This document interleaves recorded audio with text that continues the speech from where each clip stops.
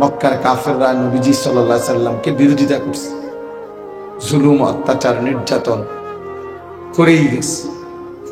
শারীরিকভাবেও জুলুম অত্যাচার করছে, মানসিকভাবেও জুলুম অত্যাচার করছে। নবী সাল্লাল্লাহু আলাইহি সাল্লামকে শারীরিকভাবে অনেক আঘাত করছে, গলার মধ্যে গামছা লাগায়া বহুবার কাবাগরের সীমানা থেকে নবীজিকে বের করে দিছে।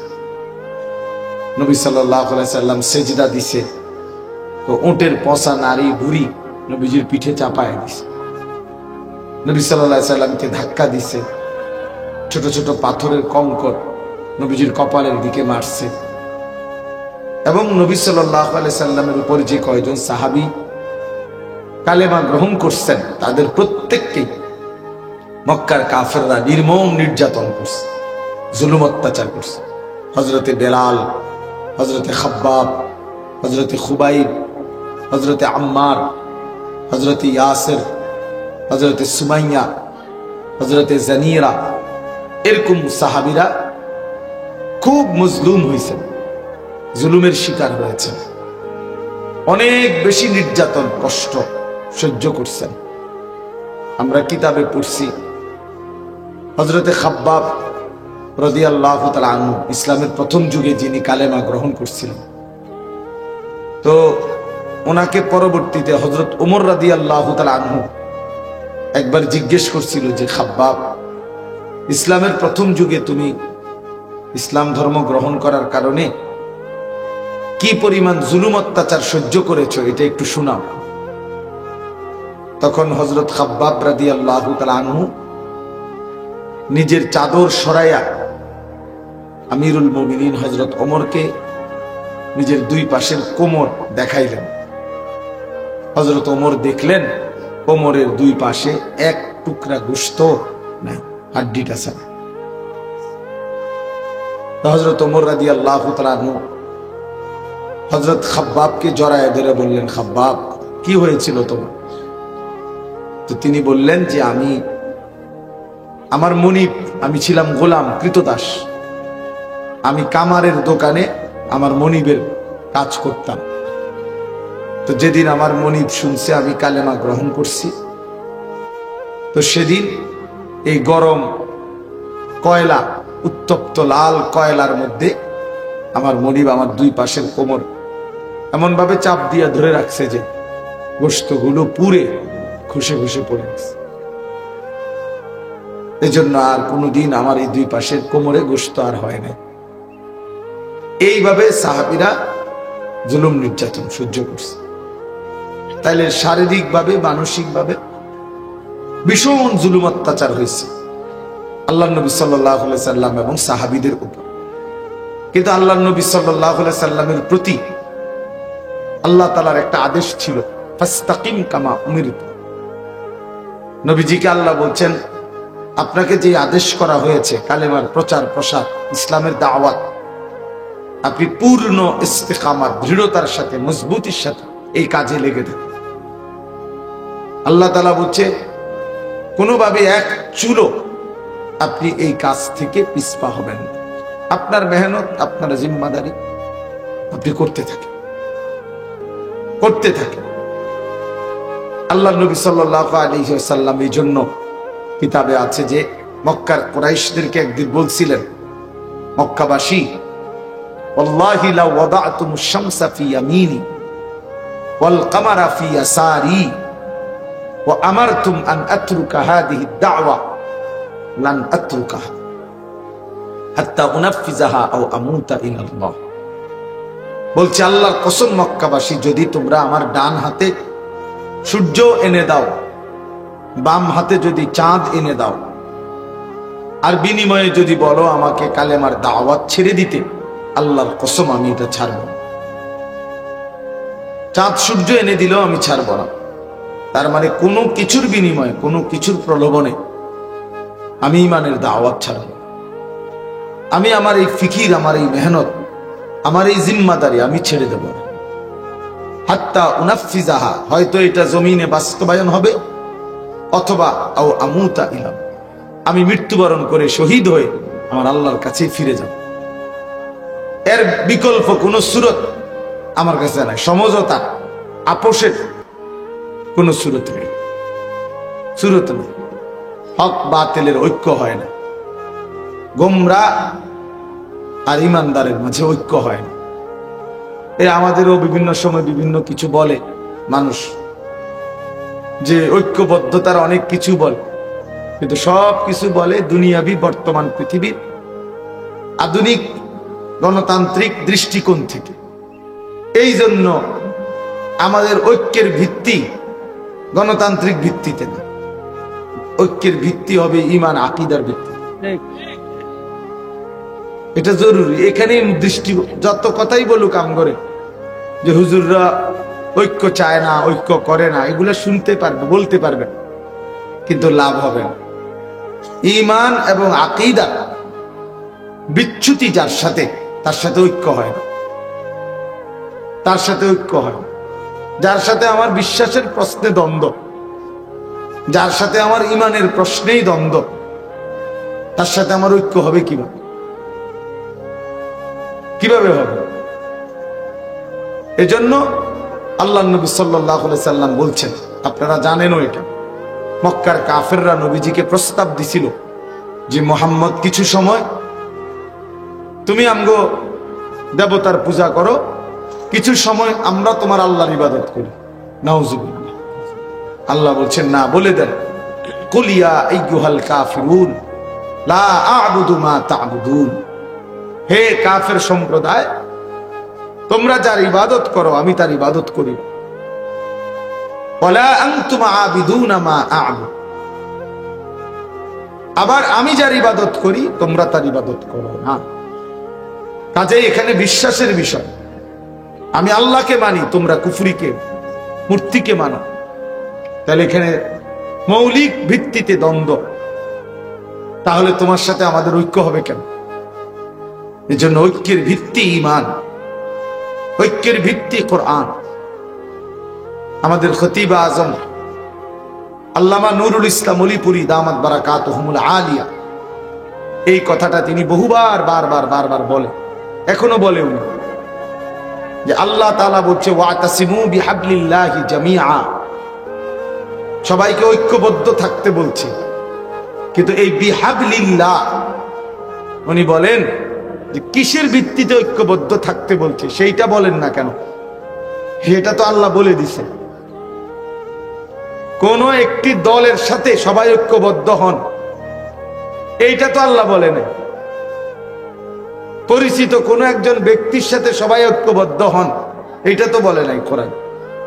বিহাবলিল্লাহ মানে তো হইল যখন যেই দেশে যেই দল আছে এর মধ্যে থেকে একটা ছাইয়া, এটার লগে সবাই একমত হন, এটা না। সর্বযুগে সর্বকালে সকলকে ঐক্যবদ্ধ থাকার একটি মূল নীতি আল্লাহ বলছেন বিহাবলিল্লাহ, আল্লাহর রশি। এই আল্লাহর রশিটা কি? বাংলাদেশের চলমান কোন দল? কি মনে করেন? বাংলাদেশের কোন পরিচিত ব্যক্তি? বিহাবলিল্লাহ, আল্লাহর রশিতে ঐক্যবদ্ধ হও। তাহলে আল্লাহর রশিটা কি? সরাসরি আমাদের নবী সাল্লাল্লাহু আলাইহি সাল্লাম হাদিসের মধ্যে এটা তাফসিরে স্পষ্ট বলে দিয়েছেন, হাবলুল্লাহ হুয়াল কোরআন, আল্লাহর রশি হলো কোরআন। আল মামদুদু মিনাস সামাই ইলাল আরদ, সাত আসমানের ঊর্ধ্ব থেকে সাত তবক জমিন পর্যন্ত বিস্তৃত যে কোরআন, যে দ্বীন, এই কোরআনের ভিত্তিতে ঐক্যমত্য। কোরআন যেটাকে হক বলে সেটাতে তুমি একমত থাকো, কোরআন যেটাকে বাতিল বলে সেটাকে তুমি বাতিলই মনে করো, কোরআন যেটাকে জায়েজ বলে সেটাকেই তুমি জায়েজ মনে করো, কোরআন যেটাকে হারাম বলে সেটাকেই তুমি হারাম বলো। পৃথিবী আধুনিক হইতে হইতে আরো ডেভেলপ করতে করতে যদি সুদকে একেবারে শব্দটা বুলাইয়া যদি ইন্টারেস্ট নাম দিয়া আরো সুন্দর করেও সাজাইয়া টাজাইয়াও দেয়, তারপরেও আল্লাহর কোরআন যেটা হারাম বলছে এটা হারাম, হারামই, এটা হারাম। অতএব এরকম প্রত্যেকটা বিষয়ের ক্ষেত্রে আজকে আমরা অনেক সময় এটা বুঝি না, কথার প্রসঙ্গে বললাম আর কি, আমরা অনেক সময় এটা বুঝতে চেষ্টা করি না। আমরা মনে করি যে যেভাবে আছে চলো, ঐক্যবদ্ধ থাকো। কেমনে ঐক্যবদ্ধ থাকবে? প্রত্যেকে প্রত্যেকের মতো থাকবে, সবাই আবার ঐক্যবদ্ধ থাকবো, তো সংশোধন করবে কি? সংশোধনটা হবে কি তাইলে? সংশোধন করবে কি তাইলে? যার যে মতো, যার দাড়ি নাই তাকে তার মধ্যে থাকতে দাও, যার দাড়ি আছে তাকে তার অবস্থায় থাকতে দাও, ঐক্য থাকো। তো সংশোধন করবো কি? কথা বোঝেন না? যে দাঁড়াইয়া মুতে তারে দাঁড়াইয়া মুততে দাও, যে বইয়া মুতে তারে বইয়া মুততে দাও, দুজনে ঐক্যবদ্ধ থাকো। তো ঠিক করবো কি? তা বুঝছেন নি? ঠিক করবি কি তাইলে? তো দিন কি তাইলে? যারা সুদ খায় তাদেরকে সুদে খাইতে দাও, যারা এমনি হালাল খাইতে চায় তাদেরকে হালালই খাইতে দাও, ঐক্যবদ্ধ থাকো। তো কি হলো? যে নারী বেপর্দা চলতে চায় তাকে বেপর্দাই চলতে দাও, যে পর্দানসীন চলতে চায় তাকে পর্দানসীনই চলতে দাও, তবু ঐক্যবদ্ধ থাকো। তো ঐক্যবদ্ধ থাকতে বলছে এখানে, এটা নিয়ে ঐক্যবদ্ধতার অর্থ এইটা মনে রাখতে হবে। ঐক্যবদ্ধ মানে আল্লাহর কোরআন যখন কেউ মেনে নেয়, এবার যে কয়জন এরাই ঐক্যবদ্ধ। কথা বুঝেন নাই? কোরআন যেটাকে হালাল বলছে এটাই হালাল, কোরআন যেটাকে হারাম বলছে এটাই হারাম। ইসলাম যেটার অনুমোদন দিয়েছে, পৃথিবী যদি উলট পালট হইয়া যায়, আধুনিকতা যদি কাইতো হইয়া যায়, শীত হইয়া যায়, তারপরও ইসলাম যেটা বলেছে, কোরআন যেটা বলেছে, আমি এটার উপরে একমত, আমি এটাই মানি, এটাই ঐক্যবদ্ধ। এটাই ঐক্যবদ্ধ। ঐক্যবদ্ধতার ভিত্তি আল্লাহর কোরআন। হাবলুল্লাহ হুয়াল কোরআন। আল্লাহর নবী যেটা ব্যাখ্যা করে দিয়েছেন, তো কোরআনের ব্যাখ্যা নবীজির চাইতে উত্তম বেশি কে বুঝছে? বলেন না কেন? আমাদের নবী সাল্লাল্লাহু আলাইহি সাল্লামের চাইতে কোরআন বেশি বুঝছে কে? কেউ। তাহলে ওনার ব্যাখ্যার চাইতে সঠিক উত্তম ব্যাখ্যা আর কারো ব্যাখ্যা হইতে পারে? হইতে পারে। এই জন্য এটা প্রসঙ্গক্রমে ঐক্যবদ্ধই। আপনি তখনই ঐক্যবদ্ধ যখন আপনি পুরা কোরআন মানেন।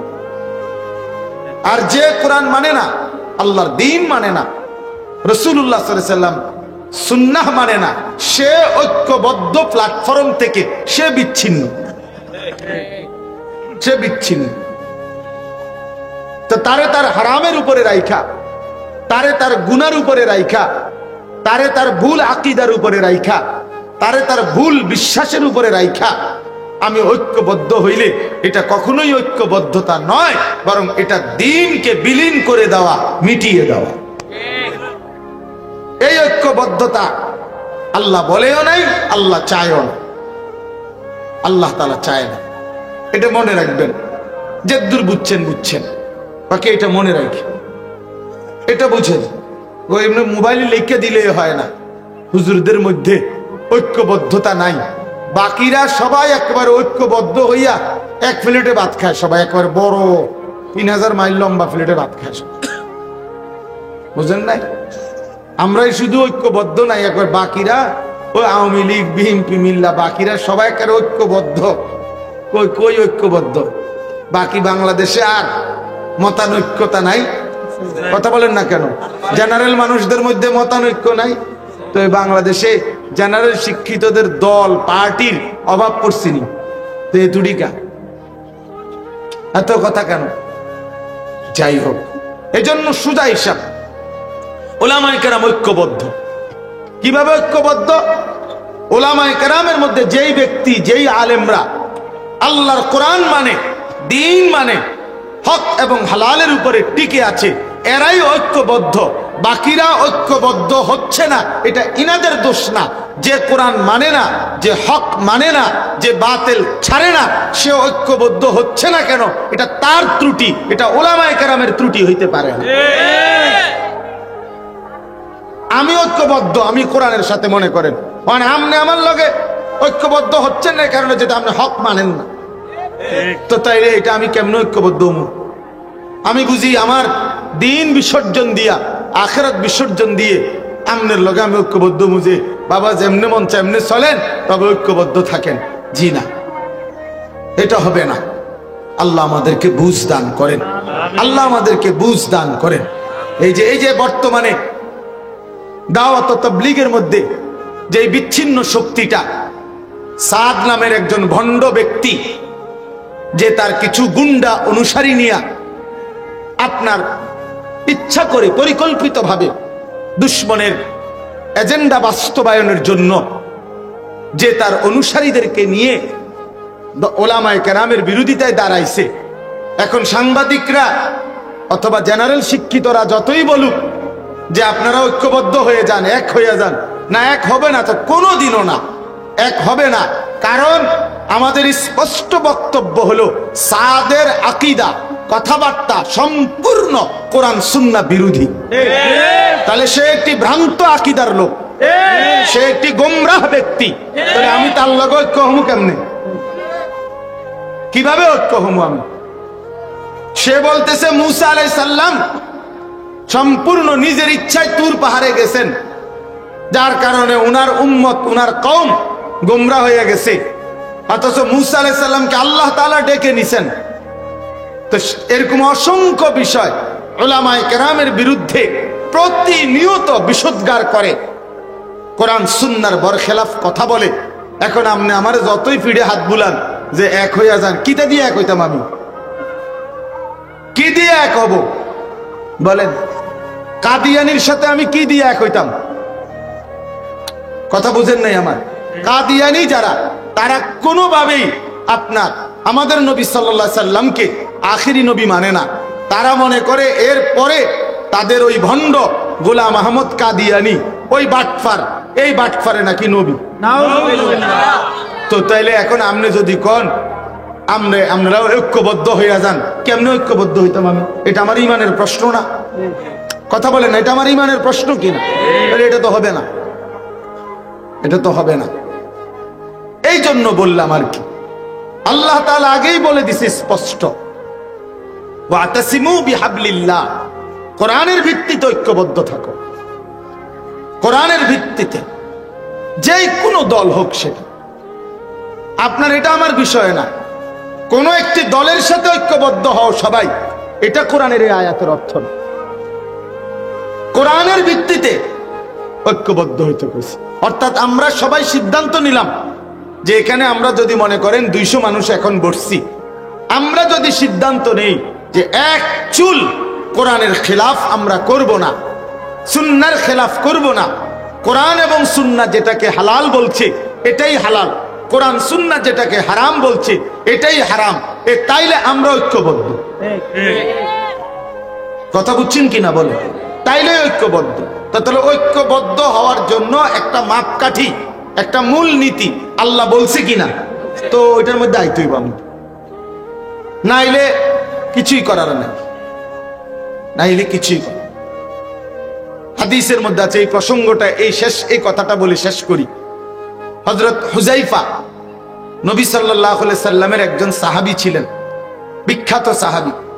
উনি একদিন বলছেন নবীজিকে, ইয়া রাসূলুল্লাহ সাল্লাল্লাহু আলাইহি ওয়াসাল্লাম, জীবন চলার পথে যদি কোনোদিন ঈমান ইসলামের উপরে টিকে থাকতে গিয়ে আমি যদি আমার সাথে আর কাউকে না পাই, আর কেউ নাই আমার সাথে, আমি একা হয়ে পড়লাম, কেউ আমার সাথে পুরা দিন মানতে রাজি না, যদি কখনো এমন হয় তখন আমি কি করব? আল্লাহর নবী সাল্লাল্লাহু আলাইহি সাল্লাম বলছেন, ওয়ালাউ আন তাআদ্দা বিআসলি শাজারাতিন, প্রয়োজনে তুমি গাছের গোড়ালি শিকড় কামড়াইয়া ধরে রাখবা, তারপরও একা হলেও দ্বীনের উপরে অটল থাকবে।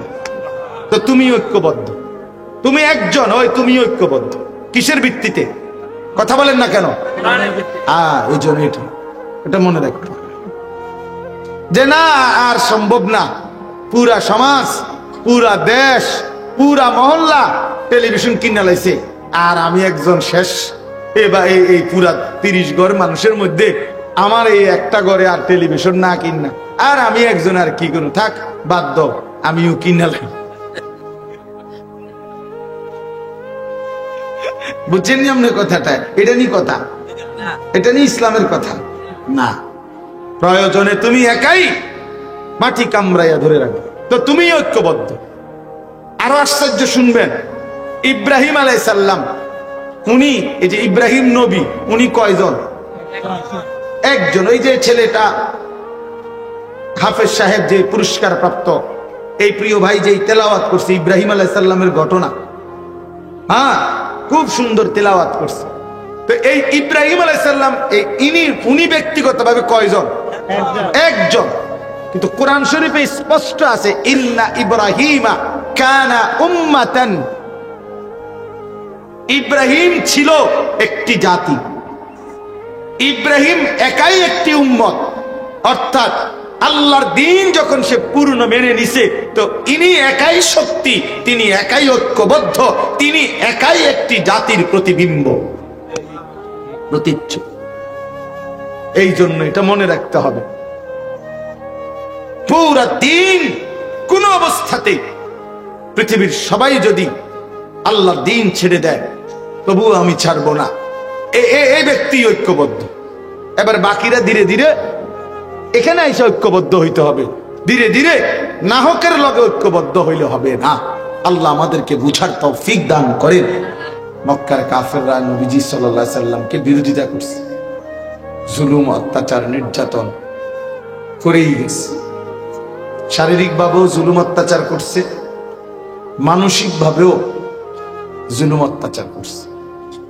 নবী সাল্লাল্লাহু আলাইহি সাল্লামকে শারীরিকভাবে অনেক আঘাত করছে, গলার মধ্যে গামছা লাগায়া বহুবার কাবাগরের সীমানার থেকে নবীজিকে বের করে দিছে। নবী সাল্লাল্লাহু আলাইহি সাল্লাম সেজদা দিছে, তো উটের পচা নারী বুড়ি নবীজির পিঠে চাপায় দিছে। নবী সাল্লাল্লাহু আলাইহি সাল্লামকে ধাক্কা দিছে, ছোট ছোট পাথরের কঙ্কর নবীজির কপালের দিকে মারছে। এবং নবী সাল্লাল্লাহু আলাইহি সাল্লামের উপর যে কয়জন সাহাবী কালেমা গ্রহণ করছেন, তাদের প্রত্যেককে মক্কার কাফেররা নির্মম নির্যাতন করছে, জুলুম অত্যাচার করছে। হযরতে বেলাল, হযরতে খাব্বাব, হযরতে খুবাইব, হযরতে আম্মার, হযরতে ইয়াসির, হযরতে সুমাইয়া, হযরতে জানিরা, এরকম সাহাবীরা খুব মজলুম হয়েছেন, জুলুমের শিকার হয়েছে, অনেক বেশি নির্যাতন কষ্ট সহ্য করছেন।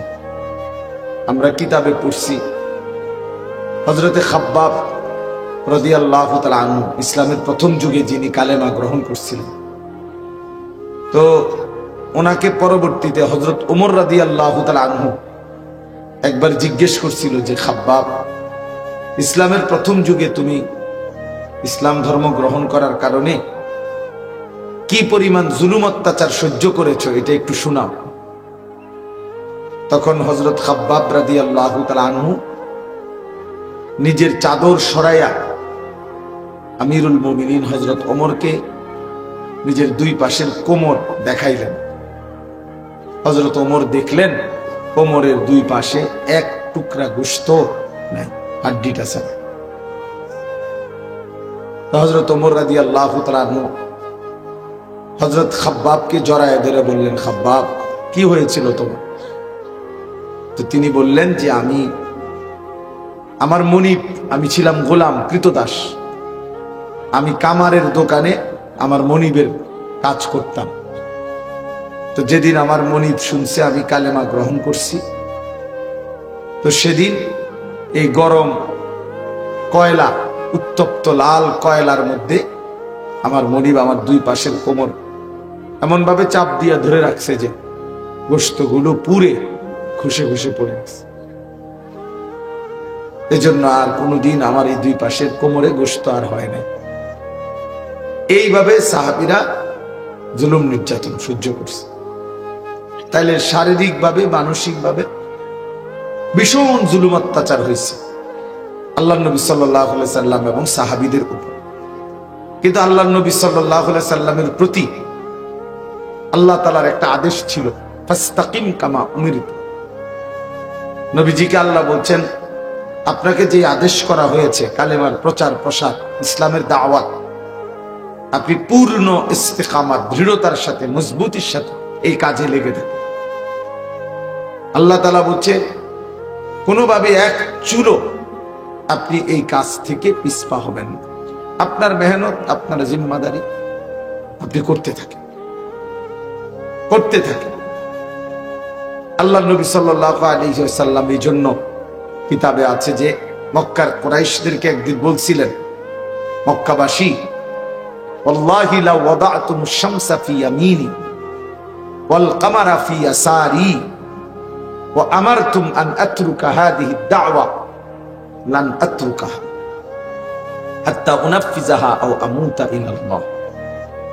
বলছে আল্লাহর কসম মক্কাবাসী, যদি তোমরা আমার ডান হাতে সূর্য এনে দাও, বাম হাতে যদি চাঁদ এনে দাও, আর বিনিময়ে যদি বলো আমাকে কালেমার দাওয়াত ছেড়ে দিতে, আল্লাহর কসম আমি এটা ছাড়ব না। চাঁদ সূর্য এনে দিলেও আমি ছাড়ব না। তার মানে কোনো কিছুর বিনিময়ে, কোনো কিছুর প্রলোভনে আমি ঈমানের দাওয়াত ছাড়ব। আমি আমার এই ফিকির, আমার এই মেহনত, আমার এই জিম্মাদারি আমি ছেড়ে দেব না। হাত্তা উনাফিজাহা, হয়তো এটা জমিনে বাস্তবায়ন হবে, অথবা আও আমুতা ইলাম, আমি মৃত্যুবরণ করে শহীদ হয়ে আমার আল্লাহর কাছে ফিরে যাব। এর বিকল্প কোন সুরত আমার কাছে নাই। সমঝোতা, আপোষের কোন সুরত নেই, সুরত নেই। হক বাতিলের ঐক্য হয় না, গোমরা আর ইমানদারের মাঝে ঐক্য হয় না। আমাদেরও বিভিন্ন সময় বিভিন্ন কিছু বলে মানুষ, যে ঐক্যবদ্ধতার অনেক কিছু বলে, কিন্তু সব কিছু বলে দুনিয়াবি বর্তমান পৃথিবীর আধুনিক গণতান্ত্রিক দৃষ্টিকোণ থেকে। এই জন্য আমাদের ঐক্যের ভিত্তি গণতান্ত্রিক ভিত্তিতে না, ঐক্যের ভিত্তি হবে ঈমান আকীদার ভিত্তি। এটা জরুরি। এখানে দৃষ্টি, যত কথাই বলুক কাম করে যে হুজুররা ঐক্য চায় না, ঐক্য করে না, এগুলো শুনতে পারবে, বলতে পারবেন, কিন্তু লাভ হবে না। ঈমান এবং আকীদা বিচ্যুতি যার সাথে, তার সাথে ঐক্য হয় না, তার সাথে ঐক্য হয়। যার সাথে আমার বিশ্বাসের প্রশ্নে দ্বন্দ্ব, যার সাথে আমার ঈমানের প্রশ্নেই দ্বন্দ্ব, তার সাথে আমার ঐক্য হবে কিভাবে? কিভাবে হবে? এজন্য আল্লাহ নবী সাল্লাল্লাহু আলাইহি সাল্লাম বলছেন, আপনারা জানেনও এটা, মক্কার কাফেররা নবীজিকে প্রস্তাব দিছিল যে মুহাম্মদ কিছু সময় তুমি আমগো দেবতার পূজা করো, কিছু সময় আমরা তোমার আল্লাহর ইবাদত করি। নাউজুবিল্লাহ। আল্লাহ বলছেন না, বলে দেন, কুল ইয়া আইয়ুহাল কাফিরুন লা আ'বুদু মা তা'বুদুন, হে কাফের সম্প্রদায়, তোমরা যার ইবাদত করো আমি তার ইবাদত করি। ওয়ালা আনতুম আবিদুনা মা আ'বুদ, আবার আমি যার ইবাদত করি তোমরা তার ইবাদত করো না। কাজেই এখানে বিশ্বাসের বিষয়। আমি আল্লাহকে মানি, তোমরা কুফরিকে, মূর্তিকে মানো। তাহলে এখানে মৌলিক ভিত্তিতে দ্বন্দ্ব, তাহলে তোমার সাথে আমাদের ঐক্য হবে কেন? এই জন্য ঐক্যের ভিত্তি ঈমান, ঐক্যের ভিত্তি কোরআন। আমাদের খতিব আজম আল্লামা নুরুল ইসলাম অলিপুরি দামাত বারাকাতুহুমুল আলিয়া, এই কথাটা তিনি বহুবার বারবার বলে, এখনো বলে উনি, যে আল্লাহ তাআলা বলছে ওয়াতাসিমু বিহাবলিল্লাহি জামিআ, সবাইকে ঐক্যবদ্ধ থাকতে বলছে। কিন্তু এই বিহাবলিল্লাহ উনি বলেন যে কিসের ভিত্তিতে ঐক্যবদ্ধ থাকতে বলছে সেইটা বলেন না কেন? সেটা তো আল্লাহ বলে দিছে, কোন একটি দলের সাথে সবাই ঐক্যবদ্ধ হন, এইটা তো আল্লাহ বলে না। পরিচিত কোন একজন ব্যক্তির সাথে সবাই ঐক্যবদ্ধ হন, এইটা তো বলে নাই কোরআন। বিহাবলিল্লাহ মানে তো হইল যখন যেই দেশে যেই দল আছে এর মধ্যে থেকে একটা ছাইয়া, এটার লগে সবাই একমত হন, এটা না। সর্বযুগে সর্বকালে সকলকে ঐক্যবদ্ধ থাকার একটি মূল নীতি আল্লাহ বলছেন বিহাবলিল্লাহ, আল্লাহর রশি। এই আল্লাহর রশিটা কি? বাংলাদেশের চলমান কোন দল? কি মনে করেন? বাংলাদেশের কোন পরিচিত ব্যক্তি? বিহাবলিল্লাহ, আল্লাহর রশিতে ঐক্যবদ্ধ হও। তাহলে আল্লাহর রশিটা কি? সরাসরি আমাদের নবী সাল্লাল্লাহু আলাইহি সাল্লাম হাদিসের মধ্যে এটা তাফসিরে স্পষ্ট বলে দিয়েছেন, হাবলুল্লাহ হুয়াল কোরআন, আল্লাহর রশি হলো কোরআন। আল মামদুদু মিনাস সামাই ইলাল আরদ, সাত আসমানের ঊর্ধ্ব থেকে সাত তবক জমিন পর্যন্ত বিস্তৃত যে কোরআন, যে দ্বীন, এই কোরআনের ভিত্তিতে ঐক্যমত্য। কোরআন যেটাকে হক বলে সেটাতে তুমি একমত থাকো, কোরআন যেটাকে বাতিল বলে সেটাকে তুমি বাতিলই মনে করো, কোরআন যেটাকে জায়েজ বলে সেটাকেই তুমি জায়েজ মনে করো, কোরআন যেটাকে হারাম বলে সেটাকেই তুমি হারাম বলো। পৃথিবী আধুনিক হইতে হইতে আরো ডেভেলপ করতে করতে যদি সুদকে একেবারে শব্দটা বুলাইয়া যদি ইন্টারেস্ট নাম দিয়া আরো সুন্দর করেও সাজাইয়া টাজাইয়াও দেয়, তারপরেও আল্লাহর কোরআন যেটা হারাম বলছে এটা হারাম, হারামই, এটা হারাম।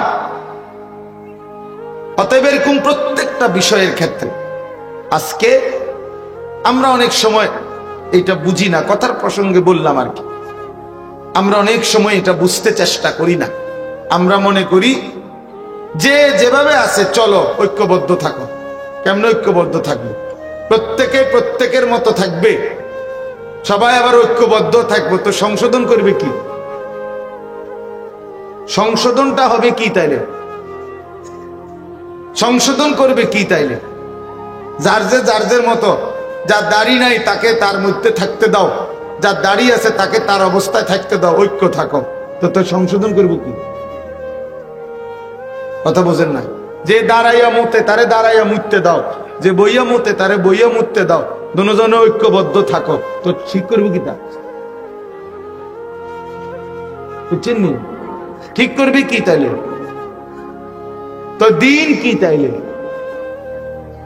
যারা সুদ খায় তাদেরকে সুদে খাইতে দাও, যারা এমনি হালাল খাইতে চায় তাদেরকে হালালই খাইতে দাও, ঐক্যবদ্ধ থাকো। তো কি হলো? যে নারী বেপর্দা চলতে চায় তাকে বেপর্দাই চলতে দাও, যে পর্দানসীন চলতে চায় তাকে পর্দানসীনই চলতে দাও, তবু ঐক্যবদ্ধ থাকো।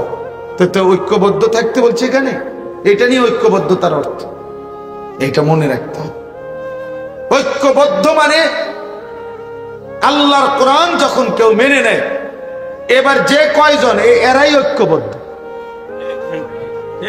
কথা বুঝেন নাই? আমরা কোরআন যেটাকে হালাল বলছে এটাই হালাল, কোরআন যেটাকে হারাম বলছে এটাই হারাম। ইসলাম যেটার অনুমোদন দিয়েছে, পৃথিবী যদি উলট পালট হইয়া যায়, আধুনিকতা যদি কায়িত হইয়া যায়, শীত হইয়া যায়, তারপরও ইসলাম যেটা বলেছে, কোরআন যেটা বলেছে, আমি এটার উপরে একমত, আমি এটাই মানি, এটাই ঐক্যবদ্ধ,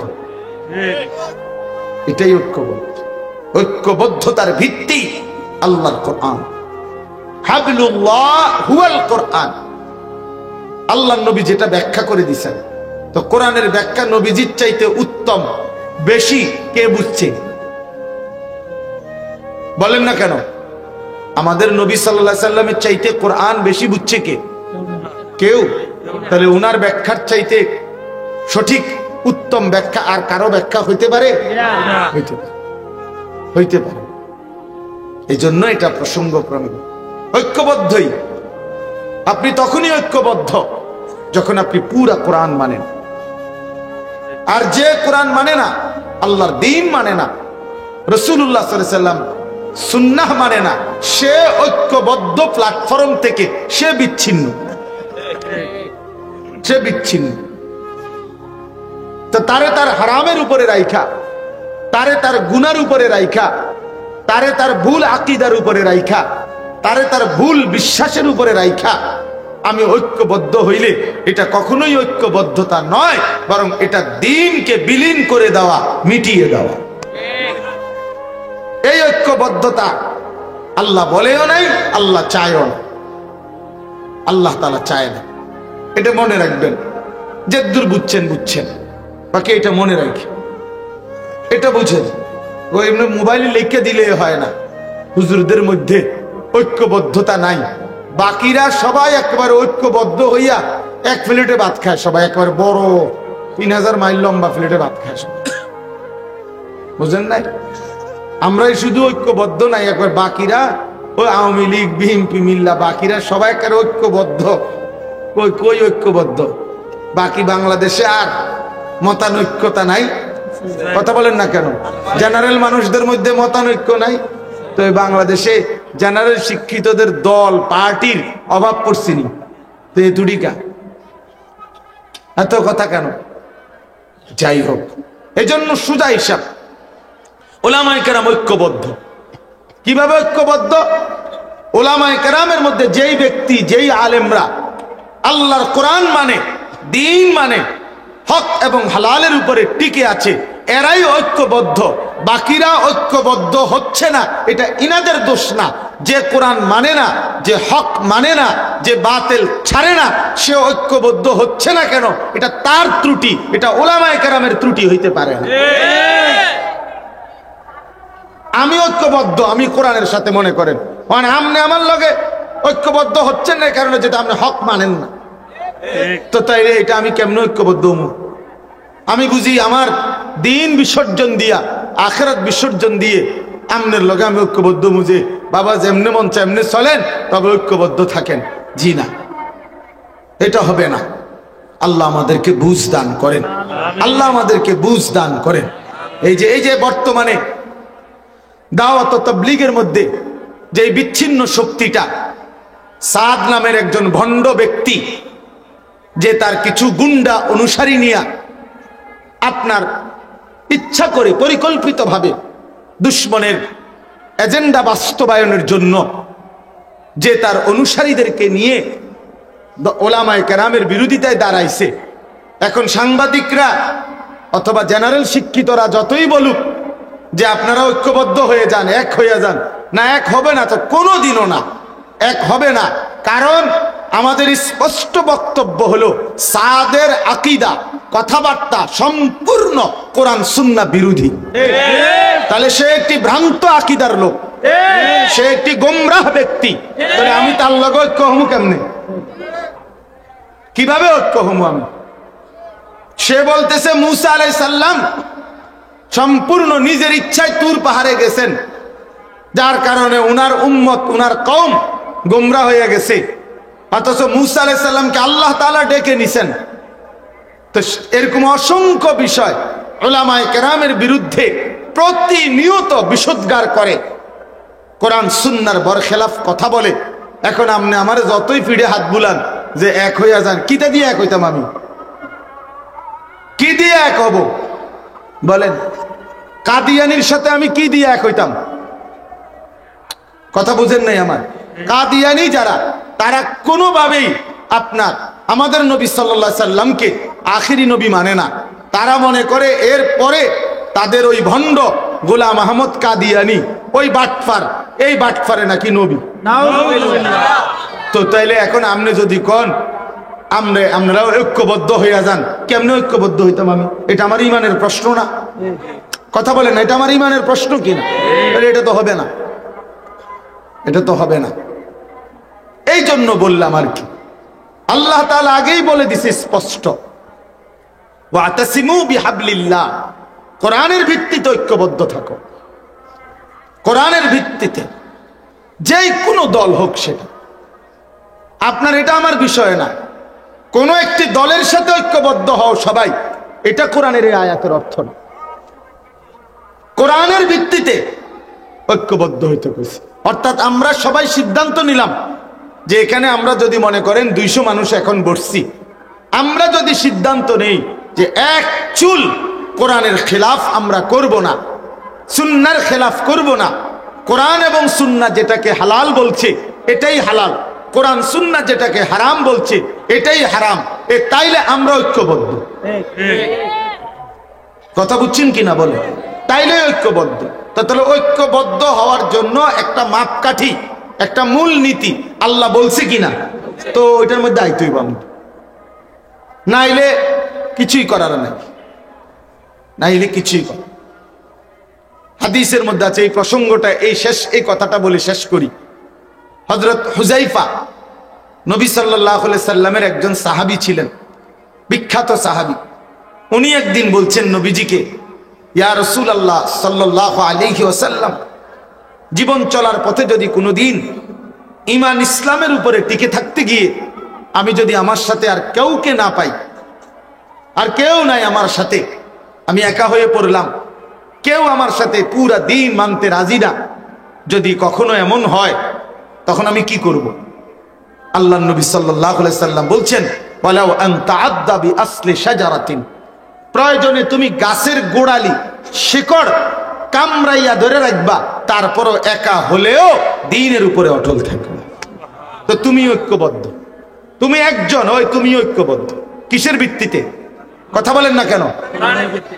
এই জন্য এটা মনে রাখতে, যে না আর সম্ভব না, পুরা সমাজ, পুরা দেশ, পুরা মহল্লা টেলিভিশন কিনা লাইছে, আর আমি একজন শেষ, এই পুরা 30 ঘর মানুষের মধ্যে আমার এই একটা ঘরে আর টেলিভিশন না কিনা, আর আমি একজন, আর কি করুন, থাক বাদ দাও, আমিও কিনা লাই।